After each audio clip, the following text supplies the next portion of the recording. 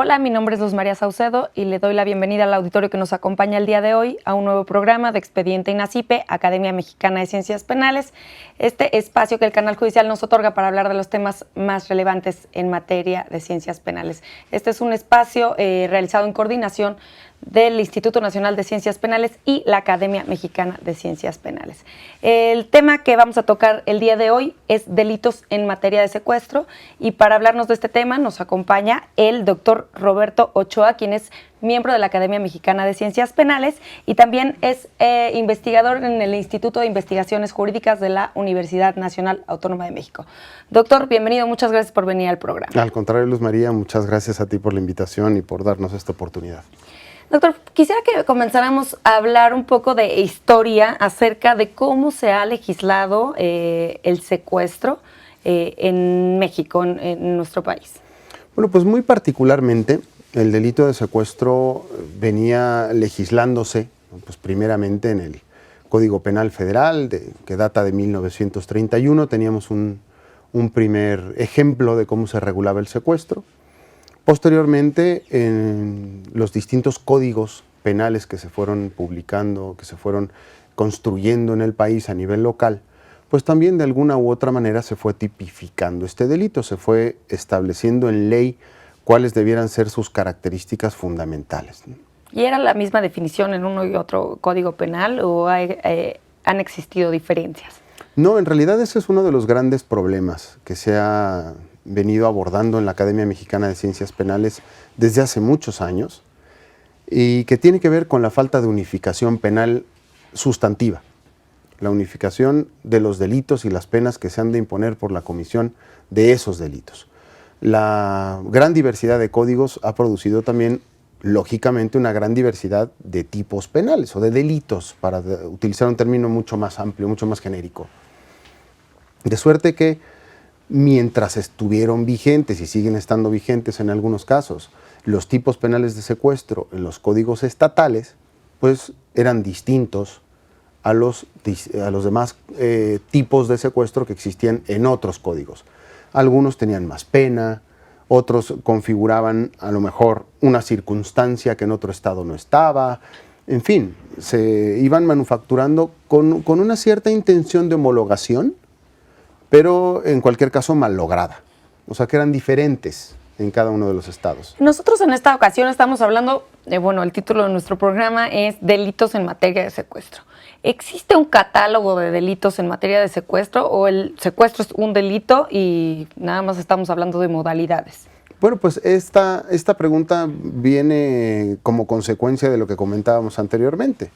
Esa gran diversidad de disposiciones que intentaban prevenir las conductas catalogadas como de secuestro, pues generó un sinnúmero de conflictos en las procuradurías y en los tribunales del país. Por tanto, se optó por realizar un ejercicio legislativo a través del cual se pudieran homologar, ¿no? Se pudieran uniformar las definiciones, sin que ello supusiera que cada Congreso local legislara en su Código Penal el tipo penal conforme lo dijera alguien, una organización, alguna institución, no, sino que se optó por realizar una reforma constitucional.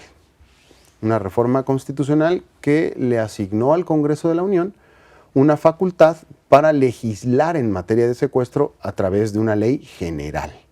Una ley general que, como tal, pues ha venido discutiéndose muy ampliamente su constitucionalidad, pero que al final del día pues es un cuerpo normativo de aplicación nacional. De suerte que ahí se condensan, ¿no?, los que ahora llamamos delitos en materia de secuestro. Esto es ya... Esta ley se publica en el Diario Oficial de la Federación el 30 de noviembre del 2010 y voy a mencionar, a leer su nombre completo porque no quisiera equivocarme, y se llama la Ley General para Prevenir y Sancionar los Delitos en Materia de Secuestro. ¿Usted considera que era necesario crear una legislación específica para los delitos en materia de secuestro? En el ámbito de la unificación penal, sí. Pero, por ejemplo, ¿qué opina usted de la unificación penal, o sea, del Código Penal? O sea, ¿usted consideraría que sería como, pues, más útil que tener una ley general? Bueno, los problemas, yo creo que ese es un punto que sí hay que reconocer y que hay que resaltar. Más allá de la discusión que pudiéramos plantear en relación con la constitucionalidad de la ley general como tal, lo cierto es que sí vino a resolver ese problema. Esto es, ya no vamos a iniciar investigaciones penales en las procuradurías de los estados y en la federación con distintas descripciones del delito de secuestro. Ya solo hay una, la que establece la ley general para prevenir y sancionar los delitos en materia de secuestro, en donde en efecto, regresando a la pregunta inicial, sí hay un catálogo de delitos en materia de secuestro. No hay solamente una descripción del secuestro, sino que el secuestro se configura de distintas maneras, particularmente 4. ¿Podríamos hablar un poco acerca de cuáles son este catálogo? Sí, por supuesto.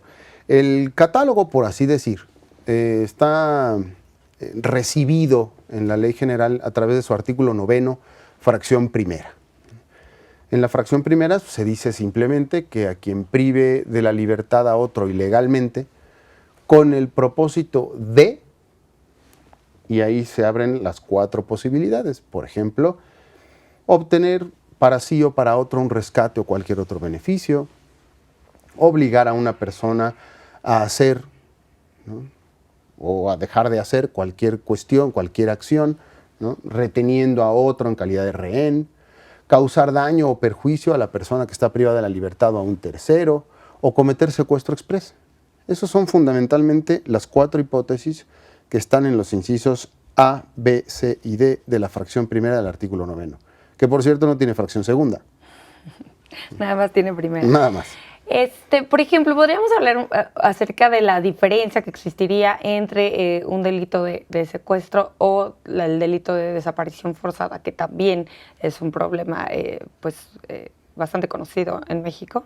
Claro que sí. Por principio de cuentas, hay una calidad, ¿no?, hay una característica en el sujeto que puede realizar la acción en la desaparición forzada con respecto a los que pueden realizar un secuestro. Un secuestro lo puede cometer cualquier persona, Luz María, cualquier persona. En el caso de la desaparición forzada, solamente lo puede cometer un servidor público, porque así lo exige la ley. Pero en la ley también está contemplado que como agravante que sea cometido por un servidor público, ¿no? Claro, ese es un buen punto. Sucede que en el caso de la ley antisecuestro, en este caso estamos hablando del artículo 10, fracción segunda, inciso A, la ley de secuestro permite un aumento en el rango penal que dispone el artículo 9 cuando el agente del delito es o fue un servidor público. Y entonces ahí sería llevado a proceso por el delito de desaparición forzada y secuestro. No produce eso un concurso de delitos. Lo que puede producir, y ese es el problema más grave, es un concurso aparente de normas penales. Esto es, que tengamos enfrente 2 dispositivos legales que en apariencia se pueden aplicar a un mismo evento. Y es un problema bien grave, toda vez que no parecen haber elementos contundentes para poder decidir si se trata de un secuestro cometido por servidor público o una desaparición forzada de personas. Dado que en el caso de la desaparición forzada, el servidor público puede o no haber participado en la detención. Entonces, en caso de que haya participado en la detención, el problema es aún más sensible, porque en el caso de la ley de secuestro sí hay que haber participado en la detención. ¿Qué pasaría?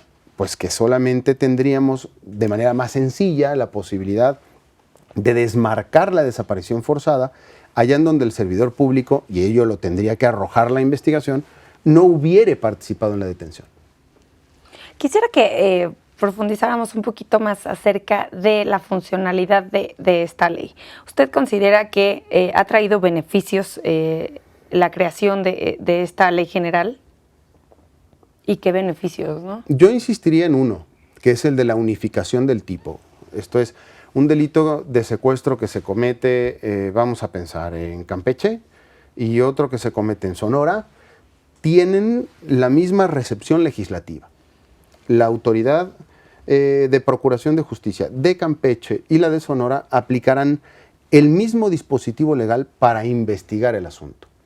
Antes pues hubieran aplicado cada uno su tipo penal con las diferencias que hubieran existido entre ambos. Ese es un beneficio. Y a lo mejor es una pregunta muy básica, pero ¿el secuestro es un delito de fuero federal o puede tener estas dos vertientes? ¿Puede ser un delito del fuero común o del fuero federal? Esa es una gran pregunta, Luz María, porque en las discusiones que se llevaron a cabo para preparar esta ley general, se puso sobre la mesa la posibilidad de federalizar, valga la expresión, el delito de secuestro. ¿Qué quiere decir? Pues que siempre fuera un delito que conocieran las autoridades federales, muy particularmente al inicio, pues la Procuraduría General de la República, ya fuere en sus oficinas de la subprocuraduría correspondiente, en este caso, o más frecuente o generalmente de delincuencia organizada, o en sus delegaciones. Al final del día, la discusión se decantó por la negativa. Esto es, que no fuera un delito estrictamente federal, sino que existiera, ¿no?, una competencia, vamos a decir, dual, concurrente, o una cierta ambivalencia en la competencia para que en ciertos casos conozcan las autoridades federales de forma directa y en otros casos de manera residual conozcan las autoridades locales. Eso lo dispone la ley en su artículo 23.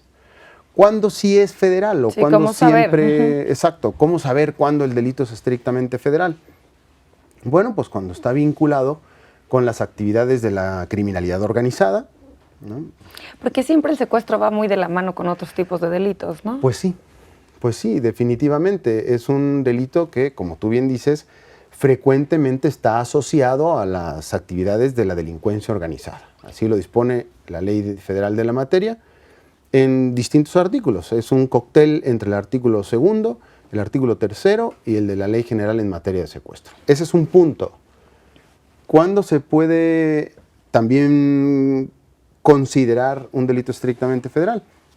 Bueno, pues cuando se cumple con alguna de las reglas de la Ley Orgánica del Poder Judicial o del Código Federal de Procedimientos Penales.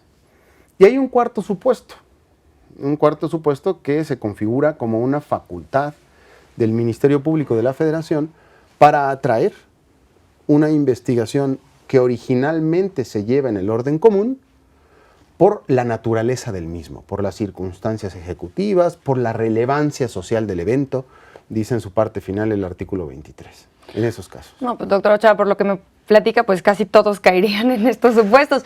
Ahora platíqueme, ¿cuándo caerían en el supuesto de estar en el fuero común, no? Pues eso es muy fácil, cuando no sean los otros. Sí, pero casi todos traen, de verdad conllevan los supuestos del... Claro, es que tienes toda la razón. O sea, en su mayoría, ¿no?, quizás se trata de delitos vinculados a la delincuencia organizada.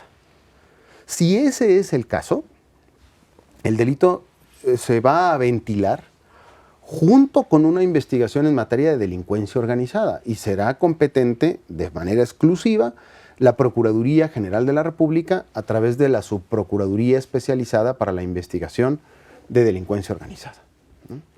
Entonces, ahí va a conocer siempre. De suerte que, pues, parecieran quedarse en los estados los secuestros, vamos a decir así, de menor importancia o de menor relevancia. Aquellos, pues porque no tienen esa vinculación con supuestos federales, los que ya citaba de delincuencia organizada, la ley del Poder Judicial de la Federación, o bien el Código Federal de Procedimientos Penales, sino porque el propio artículo 23 de la ley dice que el Ministerio Público de la Federación podrá traer aquellos casos, pues lo interpretamos así, de mayor relevancia social. Entonces, quizás el mensaje es que los que se van a quedar en los estados sean los de menor relevancia. Bueno, no sé si sea tan justa la clasificación. No es justa por una cuestión. Yo creo que no hay secuestro de menor relevancia. De menor relevancia, claro. Es que no existen. Una cosa es que la víctima, ¿no?, o el sujeto pasivo directo, técnicamente hablando, de ese delito, pues pudiera ser algún personaje con cierto reconocimiento o cierta, vamos a decir, importancia dentro de un grupo social y eso permita que se ventile la investigación en la Procuraduría General de la República. Pero aún en ese caso y en otro en donde la víctima no es una persona con esa, vamos a decir, presencia social, pues la lesión que se produce a la libertad personal de movimiento en los dos casos es idéntica. Es la misma. Entonces, es verdad, no hay secuestros de menor relevancia. Doctor Ochoa, tenemos que hacer una pausa, pero volvemos con el tema. Encantado. Al auditorio, por favor, continúen con nosotros. Recuerden, el tema de hoy es delitos en materia de secuestros. No se despeguen.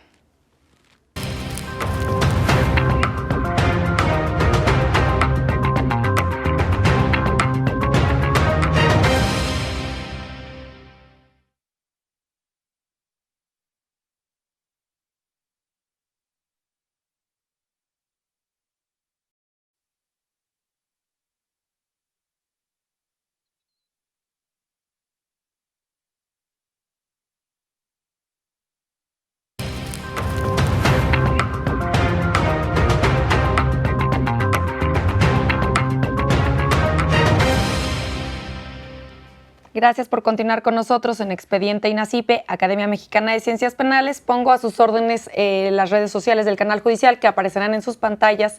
Queremos saber sus comentarios y sugerencias. De igual forma, si quieren escribir en Twitter, pueden poner el hashtag Cultura Jurídica y estaremos en contacto con ustedes. De igual forma, los invito a seguirnos en nuestro Twitter, que es @expediente_.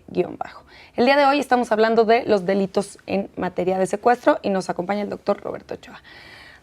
Doctor, platíquenos cuáles son los delitos en materia de secuestro, ¿no? Ya dijimos que en esta legislación, que es un gran avance, que se encuentra definido lo que es el secuestro, pero son varios delitos los que se pueden ser clasificados dentro del secuestro. ¿Cuáles son?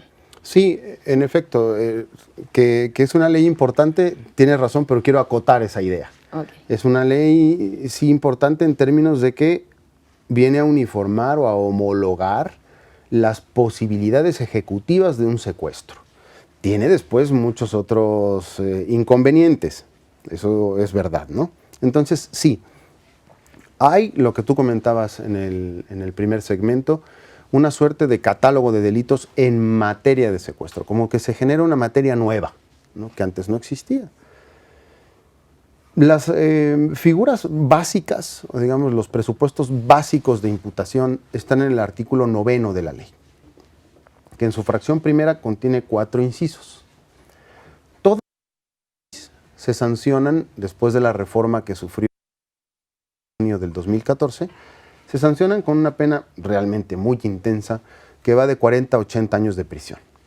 Sí, bueno, y con agravantes llega hasta 100, ¿no? Pues sí, Algunas. pero si se considera además el del artículo 11, la pena es de 140 años de cárcel. Entonces, las hipótesis son las del artículo 9, decíamos hace un rato, con el propósito de obtener para sí o para un tercero un rescate o cualquier otro beneficio. B, detener en calidad de rehén a una persona y amenazar con privarla de la vida o causarle daño para que un tercero haga o deje de hacer un acto cualquiera. 3, causar daño o perjuicio a la víctima o a un tercero. Siempre el propósito, ese siempre es el propósito. O inciso D, realizar secuestro exprés, que se configura desde el momento de la detención, que tiene como propósito realizar un robo o una extorsión, que es definitivamente una figura que viene informada o nutrida pues, por aquella oleada de casos en donde a una persona se le privaba de la libertad y la llevaban al cajero a sacar dinero por la noche, se esperaba el corte y sacaban dinero por la madrugada y se configura también como un secuestro. Así es. ¿Y qué me dice de las llamadas de extorsión cuando hablan para decir que tienen secuestrado familiar y así? Digo, me queda claro que en la mayoría de situaciones no tienen a nadie secuestrado, pero esto no entra por nada en clasificación de tentativa de secuestro o algo por el estilo. Bueno, es importante delimitar esas figuras, ¿no? Esas frecuentes llamadas que se producen al azar, ¿no? A domicilios o a teléfonos móviles, etcétera, en donde en efecto se dice tengo secuestrado a un familiar y se oyen gritos y demás y puede angustiar a cualquiera, a cualquiera. Máxime si eso coincide con alguna circunstancia personal, que no tienes al familiar a la mano, o que le marcas y no contesta, en fin. Entonces, eso puede mirarse desde la óptica del delito de extorsión, o puede mirarse desde la óptica de los delitos en materia de secuestro. Ya no como una tentativa de lo que sería un secuestro desde el artículo 9, sino que en esta nueva materia, o en este nuevo catálogo de delitos, vienen después, ¿no?, en los artículos 13 y 14, figuras que son cercanas a esto que estamos comentando. Esto es la simulación de un secuestro. En el artículo 13 de la ley se dice que el que simule su secuestro, ¿no? También, ¿no? Sí. Se encuentra penalizado. Sí, está penalizado que simules tu secuestro con alguno de los propósitos que delinea el propio artículo 9. Y se sanciona con trabajo a favor de la comunidad. Mientras que si, en apariencia, quien participa en la simulación no es el que supuestamente se encuentra secuestrado, la pena es de prisión. Entonces, en esos casos, en realidad, no existe un secuestro, como decíamos, sino que simplemente se está haciendo parecer que existe un secuestro con la finalidad de obtener un rescate o cualquier otro beneficio. Pero de igual forma se penaliza. Sí, ese ya se castiga con prisión, a diferencia del otro. Del que es autosecuestro. Por así llamarlo, en efecto. Yo quisiera que regresáramos un poco al tema de estas penalizaciones, ¿no? Hablamos de sanciones contempladas en esta ley en materia de secuestro, que se habla de 40 a 80 años, de 50 a 100 o hasta llegar a 140. Parecen un poco absurdas estas penalizaciones, ¿no? 140 años de prisión, nadie va a llegar a los 140 años. Por decirlo muy rápido, ¿no?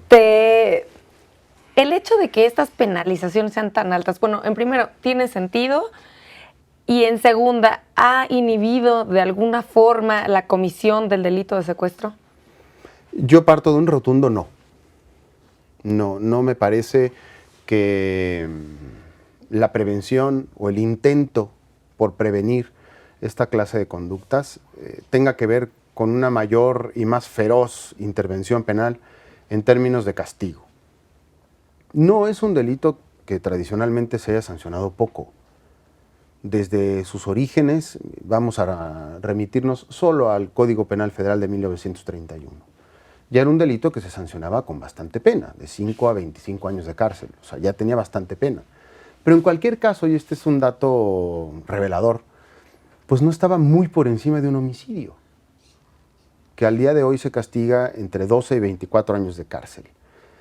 Pero con la evolución que legislativamente sufrió esta descripción legal, este delito, pues la tendencia fue siempre hacia la alza de las penas, como si con eso fuéramos a inhibir, ¿no?, o a suspender los impulsos hacia el delito. Y un enorme salto en este sentido se da precisamente con la reforma que comentábamos hace un rato, del 3 de junio del 2014. O sea, en el Código Penal Federal el secuestro ya se sancionaba con bastante pena. Cuando pasa a la Ley General para prevenir y sancionar los delitos en materia de secuestro, se aumentó la pena en el mínimo 5 años, para quedar de 20 a 40 años de cárcel.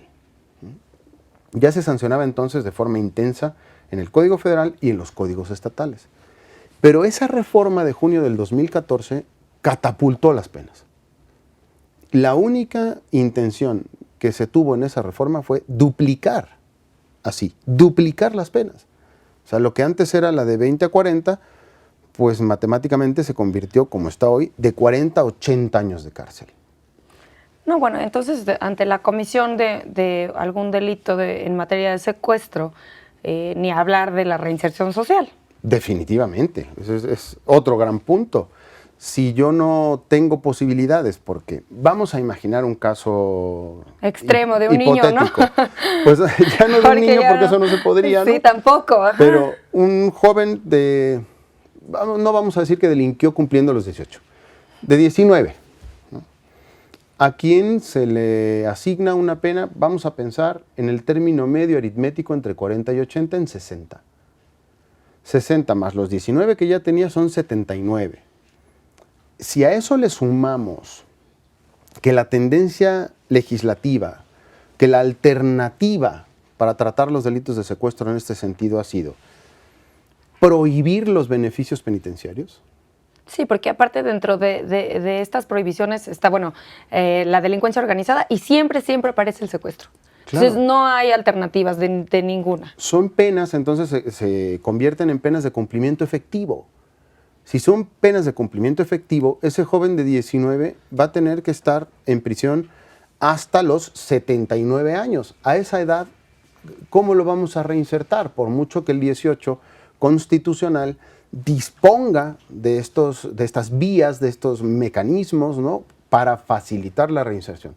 Por mucho que se los pongamos al alcance, pues ¿qué vamos a hacer con él a los 80 años? Eso sí no se trata de un delito agravado. Sí, claro, con el delito agravado pues ya. En el orden de las penas, ¿no?, el 10 de la ley antisecuestro, vamos a decirle antisecuestro amistosamente porque el nombre es muy largo, ¿no? Sí. Tú ya lo avanzabas, las penas llegan hasta los 100 años de prisión. ¿Cómo? Si el delito, por ejemplo, en un lugar desprotegido o solitario, si se actúa en grupo de 2 o más personas, si se allana el inmueble donde se encuentra la víctima. Que en general es lo que sucede, ¿no? O sea, Claro. los delitos de secuestro los comete más de una persona, o sea, en la generalidad de la comisión de este O allanan delito. el inmueble, Sí. ¿no?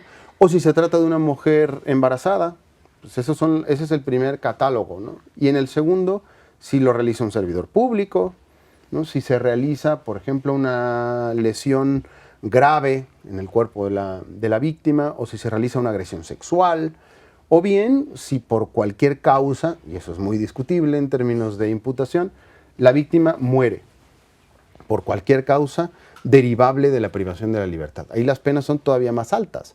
Si volvemos al ejemplo del joven de 19, pues de 119 o 120 años, dudo que vaya a continuar vivo. Sí, no. Muy probable que no.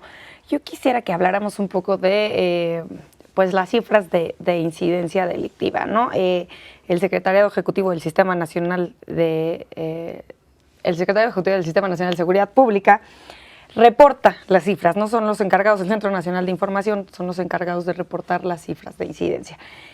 Y ellos reportan un cambio del 2014 al 2015 de una disminución del 24.52% en el delito de secuestro, casi un 25%. Uh-huh.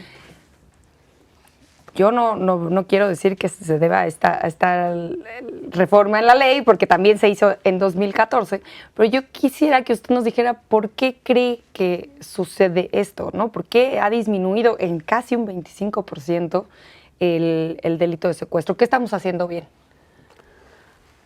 Por principio de cuentas, creo que se puede estar reporteando mejor el secuestro. No me refiero a los medios de comunicación, me refiero a los estados, ¿no? A los registros que se utilizan, ¿no?, para marcar la frecuencia ejecutiva de este delito. Eso puede que se haya corregido de alguna manera y haya producido una baja. Por ejemplo, que anteriormente se hayan contabilizado como secuestros privaciones ilegales de la libertad, que es un delito diferente, ¿no?, que acompaña en esencia al secuestro, pero que es otro delito y se castiga con una máxima de 3 años de cárcel. ¿Y cuál es la diferencia puntual? Solo el propósito. La única diferencia que existe, la única que hay entre un secuestro y una privación ilegal de la libertad es el propósito con el que se realiza la detención o el encierro. Es la intención que lleva el autor de cobrar un rescate, por ejemplo. Esa es la única diferencia. Y esa diferencia, que lo es meramente a nivel subjetivo, equivale en términos de pena, si nos vamos a los máximos, en términos de pena equivale a 77 años de cárcel. El puro propósito, de 3 a 80. Entonces puede ser que se haya pulido la estrategia de identificación de estos eventos para reportarlos eficazmente y que se hayan quitado las privaciones simples o que se hayan quitado los homicidios. Allá en donde una persona es detenida, ¿no?, para efectos de trasladarla, ¿no?, inmediatamente a algún otro lugar y privarla de la vida. Y después amanece el cuerpo en otro sitio. Bueno, pues evidentemente hubo una privación de la libertad temporal o momentánea que es parte de la dinámica comisiva de ese homicidio, con lo cual no tiene una relevancia como secuestro, como para que lo sancionáramos con el artículo 11, ese de 140 años de cárcel, sino que obedece al homicidio, es un homicidio. Entonces, si vamos, entre otros quizás, puliendo esa estadística, o las formas, los métodos y los mecanismos para reportar el secuestro, es probable que se haya dado esa disminución, sin que ello suponga dejar de lado, ¿no? o soslayar los esfuerzos que se han realizado desde la Procuraduría General de la República, desde el propio Secretariado Ejecutivo, desde la Secretaría de Gobernación, que hayan impulsado a las unidades estatales para el combate al secuestro. La creación de esta ley implicó algún tipo de capacitación para los operadores del sistema de justicia penal, hablo en general, ¿no? Jueces, ministerios públicos, peritos, policía. Existen, se tuvo que dar algún tipo de capacitación, digo, pobres porque tienen que capacitarse en todo, ¿no? También fue la reforma penal del 2008, claro. Se crea esta ley, pero ¿usted considera que se tiene que dar y saber si se dio? Se dio muy paulatinamente, en algunos estados sí, en algunos estados no, porque desde que se empezó a proyectar la posibilidad de crear esta ley general, se diseñaron en los estados unidades especializadas para el combate al delito de secuestro, con personal especializado, con personal capacitado exclusivamente para atender eventos de secuestro. Y sin tener una absoluta certeza de si se hizo o no se hizo, en 32 procuradurías, contando además, no como 33, la Procuraduría General de la República, sí se realizaron esfuerzos en esa materia. Una de las cuestiones que se manejaron, por ejemplo, fue que el personal de policía que estuviera asignado a una unidad antisecuestro debía permanecer un cierto tiempo, 5 años, dentro de la unidad antisecuestro, para la que se le había capacitado. Y evitáramos de esa manera que el personal especializado, que el personal que ya estaba capacitado, estuviera después en robo de vehículos, ¿no? Claro, ¿usted consideraría que existe en México la tecnología adecuada para investigar este delito? Yo tuve la oportunidad alguna vez, ya hace unos años, de ir a la unidad especializada que está en Constituyentes, a la Federal. Y bueno, la verdad es que a mí me pareció impresionante, ¿no? Pero, ¿usted cree que contamos con las herramientas necesarias para combatir el secuestro? Primero, para investigar. Eso se da igualmente en el contexto anterior, Luz María. Se da en el contexto anterior porque eso va a variar de procuraduría en procuraduría y de qué tan eficaz y eficientemente se dé el ejercicio del gasto público en ese sector. Hay algunas procuradurías, sí, que tienen centros de monitoreo de alta tecnología, y hay otras que francamente yo creo que ni se lo han cuestionado. Entonces, eso es muy relativo. Y bueno, estoy casi segura que me va a contestar en la misma línea, pero también se han creado protocolos de actuación. ¿Cómo benefician los protocolos de actuación el actuar de la parte investigadora? Bueno, los protocolos no sustituyen a la ley.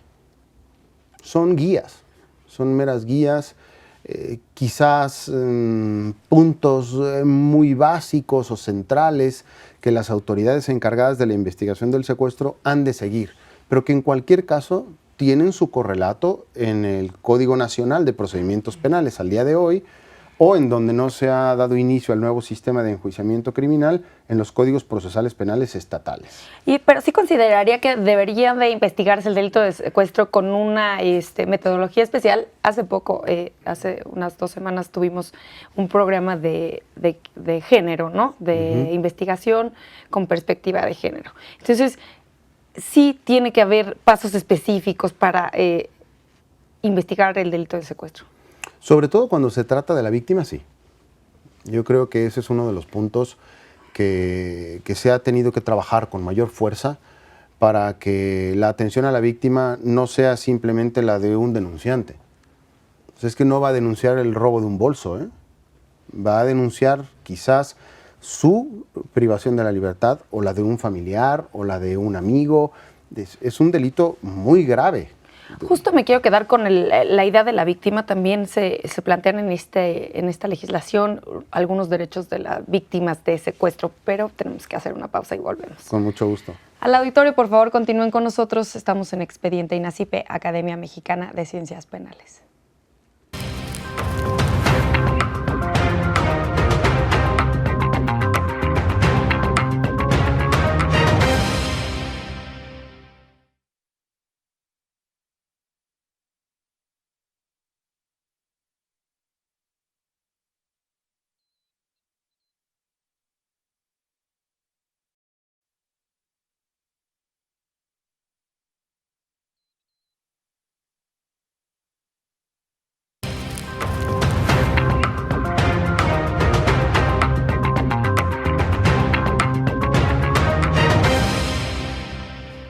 Gracias por seguir con nosotros en Expediente INACIPE, Academia Mexicana de Ciencias Penales. Les recuerdo nuevamente y los invito a seguirnos en nuestro Twitter, que es @expediente_. Queremos saber sus comentarios y sugerencias acerca del programa. El día de hoy estamos hablando de los delitos en materia de secuestro y nos acompaña el doctor Roberto Cha. Doctor, antes de irnos a la pausa estábamos hablando de la víctima. Yo quisiera que nos platicara por qué en esta legislación se contemplan algunos derechos de las víctimas de secuestro, ¿no? ¿Por qué especificar? ¿Los derechos de las víctimas no son los mismos para todos los delitos? Sí, definitivamente. Sucede que la escalada en la frecuencia de este delito en los últimos años, ¿no? Con las variantes que hemos visto hacia la baja en los últimos 2 o 3 años, pues han exigido la puesta en marcha de mecanismos especiales de protección de las víctimas.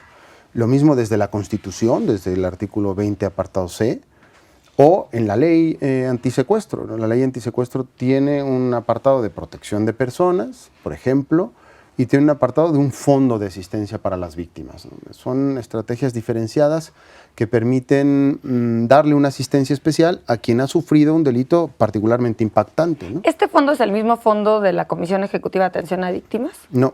No, es un fondo especial fondo para el delito de secuestro. Que se recoge en la ley antisecuestro y que se administra. ¿Y por quién es administrado? La Procuraduría de la República. Por la Procuraduría General de la República, ¿no? Porque, bueno, y volvemos a que las estatales ven los mínimos. Sí. Hay algunos instrumentos específicos, especiales para la investigación de los delitos en materia de secuestro.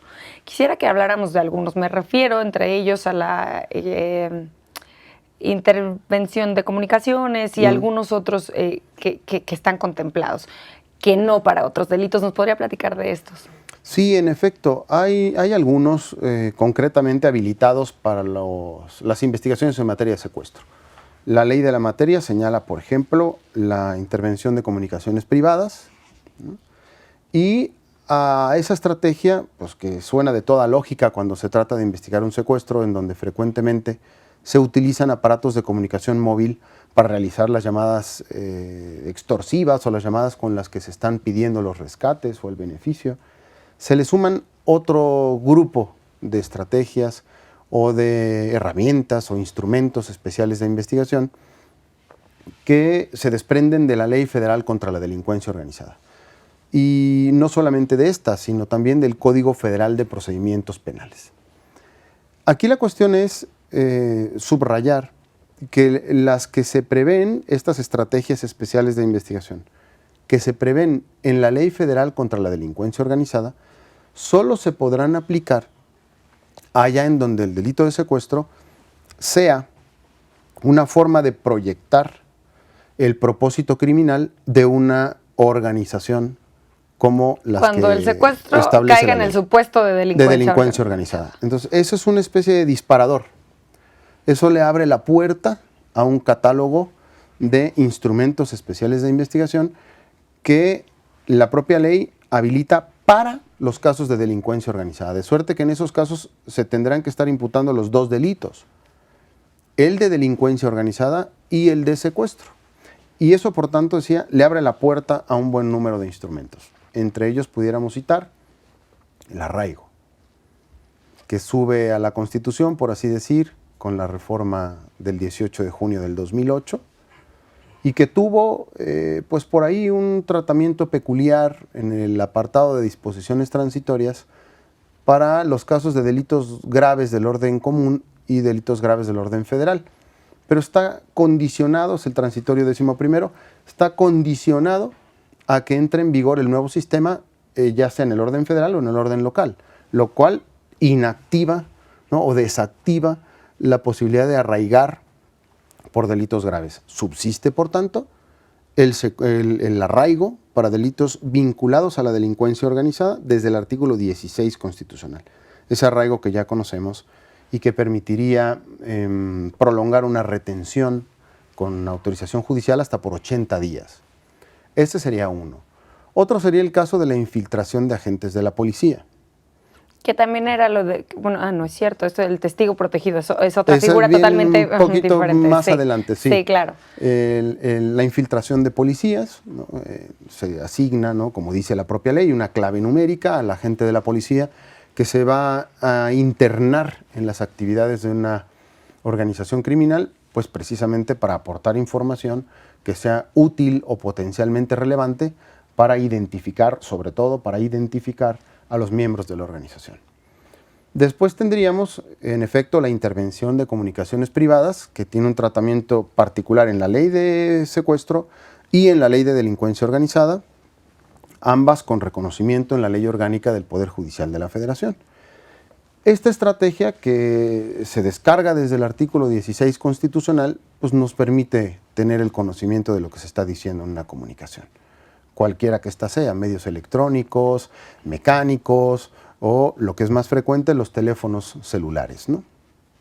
Después tendríamos igualmente el caso de la protección de personas y dentro de esta la protección de testigos, ¿no?, que está también en la ley de delincuencia organizada, pero que al día de hoy se desarrolla muy ampliamente en la ley de protección a personas que participan en el procedimiento penal, ¿no?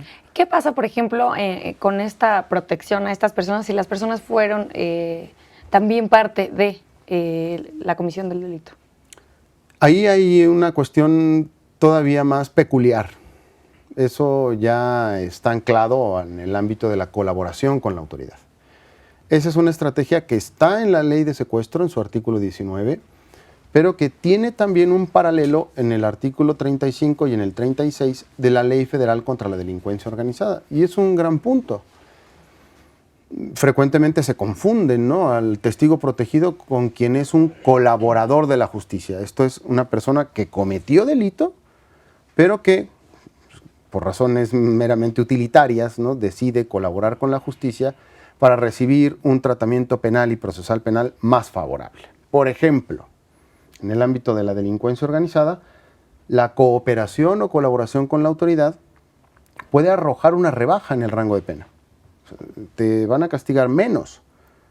Y además de que te van a castigar menos, te van a poder trasladar a un centro de internamiento distinto ¿A dónde están? de aquel donde se encuentran las personas con respecto a las cuales has declarado, a las que has imputado. Y después se posibilita la obtención de beneficios en el orden penitenciario, algo que está, como tú bien apuntabas, completamente vedado para miembros de la delincuencia organizada o bien para los casos de delitos en materia de secuestro.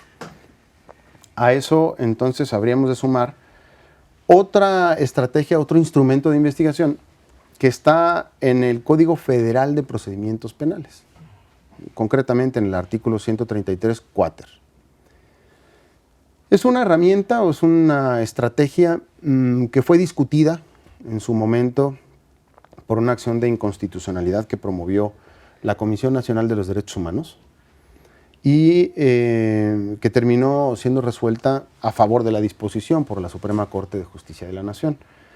Esta es la localización geográfica en tiempo real de equipos de comunicación móvil asociados a alguna línea y opera justamente para delincuencia organizada, para secuestro, para extorsión, para amenazas y delitos contra la salud, así de amplio. Es en definitiva una forma, una estrategia de investigación que puede resultar muy útil cuando en las investigaciones de secuestro frecuentemente solo tienes un número telefónico. Sí, claro. Justo se me adelantó porque no quisiera complicar mucho el programa, pero pues varias de estas herramientas podrían ser criticadas por la violación a los derechos humanos, ¿no? Bueno, ya he tenido programas en el que hablamos todo el programa de arraigo, ¿no? Bueno, también la intervención de telecomunicaciones y pues también este programa de geolocalización en tiempo real. ¿Cuál es la justificación para echar mano de estas herramientas sin que pasemos por encima de los derechos humanos? Esa es la gran pregunta. Esa es la gran pregunta. La Constitución mexicana pues, establece distintas disposiciones que al final se desarrollan en la legislación secundaria para regular el proceso penal, ¿no? Pero vamos a decir, quizás son disposiciones que se utilizan común u ordinario del orden federal o del orden estatal. Aquí estamos frente a lo que los expertos llaman el derecho penal de excepción, el derecho penal de emergencia, del enemigo, o el derecho penal del enemigo, que se convierte en una suerte de alternativa jurídico-penal que pasa muy de lado, ¿no? por decirlo eufemísticamente, pasa muy de lado del ámbito de los derechos humanos, sin ninguna duda. Supone, tanto en el ámbito de la construcción de las figuras legales a través de las cuales se sancionan los delitos, o sea, los tipos penales, tiene una construcción distinta. Por ejemplo, el de delincuencia organizada. El de delincuencia organizada, visto desde otra perspectiva o visto en términos del derecho penal, vamos a decir, común, democrático, ¿no? Pues no es más que un acto de preparación del delito, no se ha cometido todavía nada. Sancionamos por la mera organización. Sí, claro. Ese es y además con penas que pueden llegar a los 40 años de cárcel. Son penas muy altas para delitos realmente de peligro, ¿no? Que también ahí habría que checar el tipo penal, ¿no? Claro, entonces inician en ese sector de la tipificación de conductas ilícitas. Después, el ámbito de las penas y la administración de las mismas. O sea, hay estrategias, por ejemplo, de internamiento en centros especiales, de restricción de comunicaciones, a los miembros de la delincuencia organizada o a las personas que, como los que cometen secuestros, requieren medidas especiales de seguridad, se les puede ubicar en penales, en el primer conjunto, en el penal más lejano a su domicilio, lo cual pues, va bastante en contra del principio de reinserción que se desprende del 18 constitucional.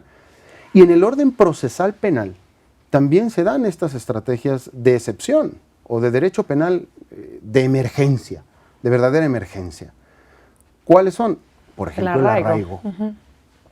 ¿A quién más sino a los de delincuencia organizada los puedes retener por 80 prisión preventiva días? También, ¿no? Prisión preventiva oficiosa, ahora con la reforma que sufrió la Constitución en el 2008 a través del artículo 19. O sea, siempre va a haber prisión preventiva. Si eso lo vemos en términos de un diagrama de flujo procesal penal, la detención lo es por un delito, hablando de delincuencia organizada, del secuestro asociado a la delincuencia organizada, tendríamos ese delito de riesgo, la posibilidad de arraigar hasta por 80 días, el tránsito del arraigo a la prisión preventiva al juzgado, vamos a decir, al proceso, que se da con una orden de aprehensión, trae consigo la prisión preventiva. O sea, fíjate cómo estamos sometiendo, estamos neutralizando al sujeto. Eso le sigue la posibilidad de que se dicte una sentencia por muchísimos años de cárcel. Si le sumamos a las del secuestro, vamos a imaginar otra vez el caso de los 60 años que trabajábamos hace un rato, más la pena por delincuencia organizada, que pudieran ser 10 más si se trata de un director, administrador o supervisor de la organización. 10 más, ahí ya tenemos 70. Por delincuencia organizada, secuestro. La pena va a ser muy alta. Entonces, por mucho que el juez quiera individualizarla para acercarse al mundo de la reinserción social, el legislador ya se lo impidió, porque ya puso una pena muy grandotota. Entonces el juez, por más que quiera, va a imponer una pena muy alta. Impuesta esa pena, que es muy alta, y agregándosele o añadiéndosele esos mecanismos de ejecución penal también de excepción, pues se configura como una estrategia de neutralización, no de reinserción o privilegio de los derechos humanos. Doctor Roberto Ochoa, ¿cuáles serían para usted las consideraciones faltantes? ¿Qué es lo que falta para, tanto en la legislación como en el combate y prevención de los delitos en materia de secuestro?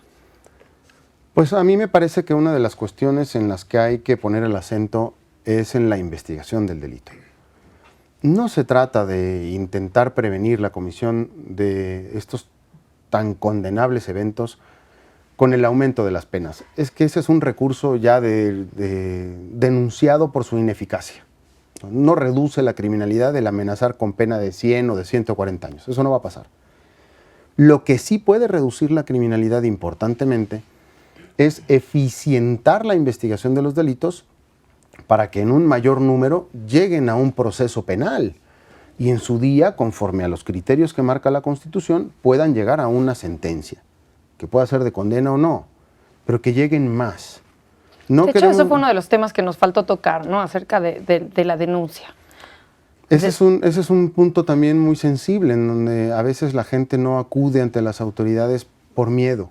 Sí, por miedo o porque ya está amenazada o porque tienen la esperanza de que, bueno, de que regrese pues la víctima sana y salva, ¿no? Si se paga y no se denuncia. Exactamente. Entonces, pues bueno, pues son muchos temas que todavía nos quedaron en el aire, pero bueno, pues que estaremos al pendiente de lo que suceda también con las legislaciones, ¿no? Y con estos resultados. Pero, doctor Ochoa, nuestro tiempo se terminó. Muchas gracias por venir al programa. Al contrario, gracias a ti por la invitación. Al auditorio los espero la próxima semana en un nuevo programa de Expediente INACIPE, Academia Mexicana de Ciencias Penales.